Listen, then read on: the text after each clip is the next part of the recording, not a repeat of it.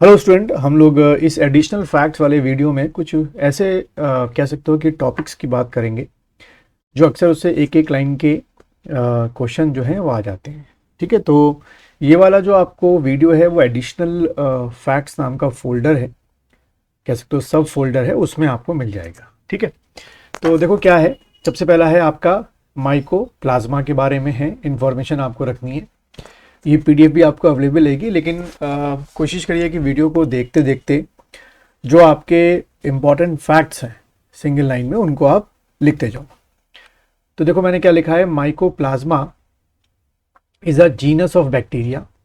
ठीक है, तो पहली चीज़ क्या हो गई, एक यहीं से आपका एमसीक्यू क्वेश्चन बन सकता है स्ट्रेट फॉरवर्ड कि माइकोप्लाज्मा जो है वो किस में रखा गया है, मतलब क्या होता है, एल्गी है कि फंजाई है कि बैक्टीरिया है कि वायरस है ना। आगे बढ़ते हैं। Like the other members of class Mollicutes. ठीक है, इसमें क्या नहीं होता है, it lacks a cell wall, तो एक सेल वॉल इसमें आपको नहीं मिलेगा।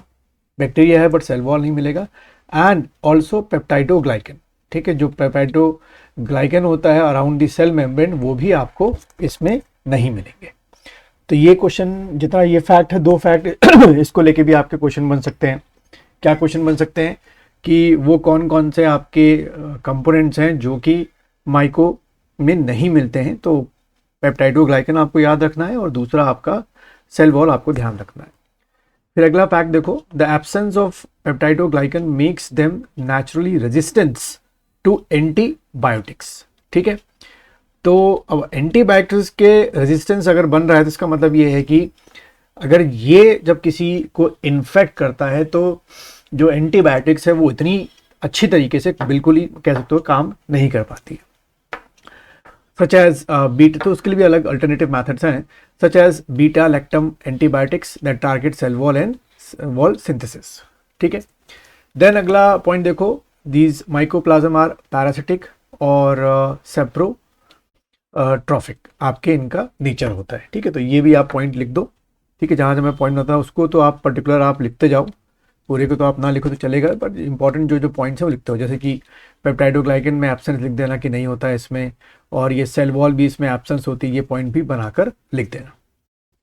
फिर several species are pathogenic in humans. ठीक है, तो ये एक पॉइंट है जो एग्जाम में आ सकता है, ये पॉइंट लिख दो कि माइकोप्लाज्म की बहुत सारी स्पीसीज जो हैं they are pathogenic in human including M pneumoniae. ठीक है, तो ये एक बड़ा ही फेमस आपका माइकोप्लाज्म हो गया जो अक्सर जो है ह्यूमन बींग्स को इन्फेक्ट करता रहता है। तो ये आपके एग्जाम में आता है, which is important cause of walking pneumonia and other respiratory disorders. And M genitalium which believe to be involve in pelvic inflammatory disease.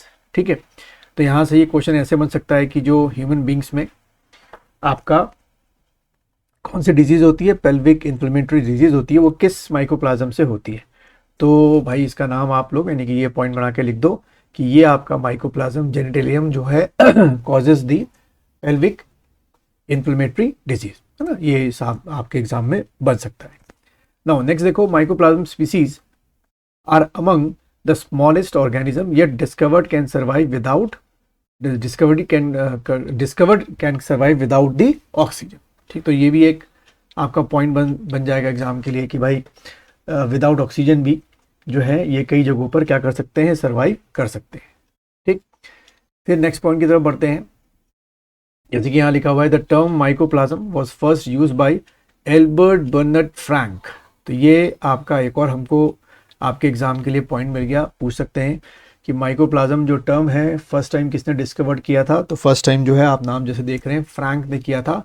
They will also ask you the year, तो 1889 में discovered किया गया था। Describe an alternative state of plant cell cytoplasm. ठीक है, इसको छोड़ देते हैं, नेक्स्ट आते हैं पॉइंट की तरफ। बस इतना ही आप याद रख लो, इतना ही पॉइंट लिख लो, सब digit. Then Julian Novak later propose the name mycoplasma. ठीक है, तो ये पॉइंट आप लिख दीजिए। ये आपका पॉइंट बन सकता है कि वो कौन सा पर्सन था जिसने ये नाम प्रपोज किया था, तो जूलियन नोवाक नाम आपको याद रखना है। For a certain filamentous microorganism imagine to have both cellular and acellular stages. ठीक है, इतना हमको डिटेल नहीं जाना है जितना मैंने आपको पॉइंट लगाया उतना आप लिख दो। नेक्स्ट पॉइंट की तरफ बढ़ते हैं। Mycoplasm or PPLO. ठीक है, and broadly referring to organism similar to colonial morphology and filtrability to causative agents and contagious bovine pleuropneumonia. ठीक है, खैर बस इतना आप लिख दो कि ये जो है क्या माना गया है, आपका एक PPLO जो है आपका माना गया है। चलो अगला आते हैं, इससे भी एक क्वेश्चन आता है, वीरियॉन्स जो होते हैं वो क्या होते हैं। तो वीरियॉन प्लूरल जो इसका है वीरिया और virions is an inert virus particle. ठीक है, क्या है आपका, ये इनर्ट वायरस पार्टिकल है। तो ये एक पॉइंट आपसे एग्जाम में पूछ सकते हैं कि वीरियॉन्स जो होते हैं उनका कैरेक्टर्स क्या हो गया। तो इनर्ट वायरस पार्टिकल आपका हो गया capable of invading cell, cell के अंदर बड़े आराम से जा सकते हैं। Upon entering the cell virion disassemble and genetic material from the virus takes control of cell infrastructure। तो जैसे वायरस का हम शुरू से पढ़ते आ रहे हैं कि वायरस क्या करते हैं कि वायरस का जो जेनेटिक मटेरियल होता है वो होस्ट सेल के जेनेटिक मटेरियल से कोलैबोरेशन करके पूरे सेल की जो मॉर्फोलॉजी होती है और जो फिजियोलॉजी होती है उस पर कंट्रोल कर लेता है। तो वेरियंस भी कुछ इसी तरीके की हरकत करता है, thus enabling the virus to replicate। और उसके बाद वायरस क्या करता है, रेप्लिकेट करना शुरू करता है। ठीक है,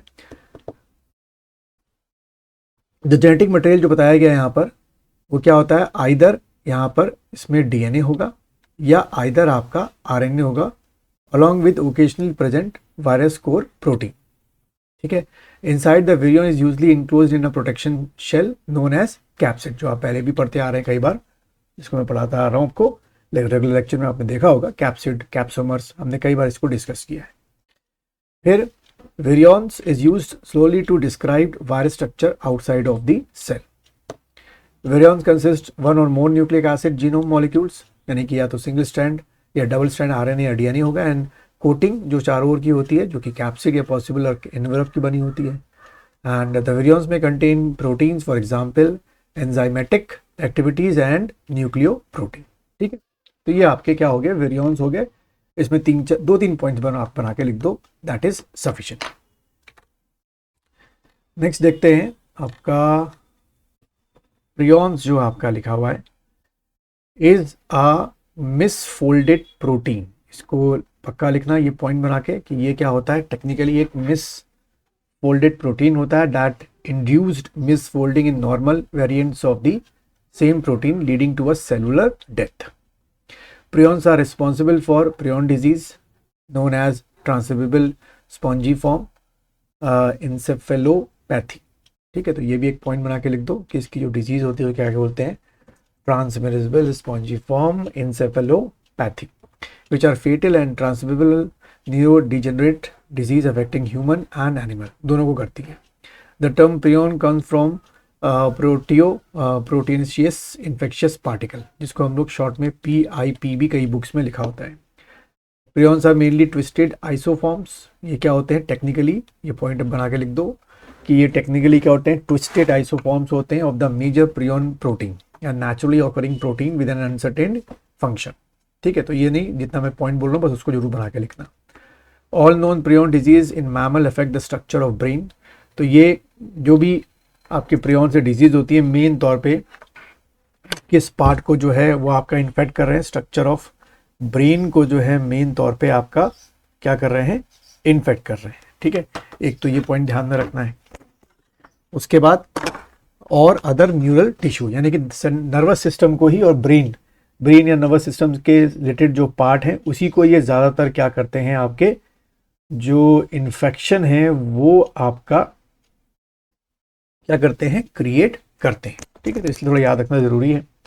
फिर prions are linked to other neurodegenerative disease like Alzheimer disease, Parkinson disease. तो ये सब लिखते जाओ पॉइंट जिसमें मैं बना रहा हूँ, पार्किंसन डिजीज एंड आपका ALS। ठीक है, ये भी आप पॉइंट बना कर लो, which are sometime refer to as prion like disease. ठीक है, तो ये सारे पॉइंट्स जो हैं जितने मैंने बताए हैं, ALS हो गया, एल्जाइमर हो गया, पार्किंसन हो गया, सब प्रियॉन से आपके इन्फेक्शन जो है होने के जो अभी लेटेस्ट हमारे पास रिसर्च है। फिर लास्ट एक और हमारा है क्या, विरोइड्स जो है are small single strand circular RNA। ठीक है, ये क्या होते हैं, पहला पॉइंट ये हो गया कि सर्कुलर RNA, दूसरा इसका खासियत क्या है कि सिंगल स्ट्रैंड आपके होते हैं, दैट आर इन्फेक्शियस पैथोजन। ठीक है, they have no protein coating. तो ये एक इंपॉर्टेंट पॉइंट है कि इनमें विरोइड्स में कोई भी प्रोटीन कोटिंग ऊपर से नहीं होती है, लेकिन इनमें RNA होगा जो कि सर्कुलर होगा और सिंगल स्ट्रैंड होगा। फिर also known viroids are inhabitants of angiosperm आपके। First discovered viroids in 1917 triggered the historical third major extinction of biosphere to include smaller life-like entities after the discovery in 1675 of Antony Leeuwenhoek। ठीक है, फिर उसके बाद viroid replication mechanism uses RNA polymerase. ठीक है, तो ये पूछ सकता है आपसे कि इसमें जो आपका रेप्लिकेशन होता है वो किस टेक्निक से आपका होता है। In a host cell enzyme normally associated with the synthesis of messenger RNA. ठीक है, बस इतना आपको ध्यान में रखना है यहाँ तक का। तो ये हमारे कुछ 4 टॉपिक थे जो हमने पढ़ने थे कि एक माइकोप्लाज्मा हो गया, विरोन्स हो गया, और आपका प्रिरॉन्स हो गया, विरोइड्स आपके हो गए। ठीक है, तो इनसे कोई एक एक क्वेश्चन आपके एग्जाम में बन सकता है। तो ऐसी एडिशनल फैक्ट्स के आपको जो वीडियोस हैं उसी हर जो फोल्डर मैंने बनाया, जैसे ये वायरस और बैक्टीरिया के अंदर फोल्डर आप देख रहे हो, तो ऐसे हर फोल्डर में आपको ऐसी एडिशनल वीडियो मिलते रहेंगे जो सर्टेन एक किताब से लेके कई किताबों से मिलके बनाए हैं। तो इसको भी आपको नोट्स के तौर पे लेके चलना है, और ये आपके एग्जाम में इनमें से भी कोई 2-3 क्वेश्चन या 2-3 फैक्ट जो है वो क्वेश्चन की फॉर्म में आ सकते हैं।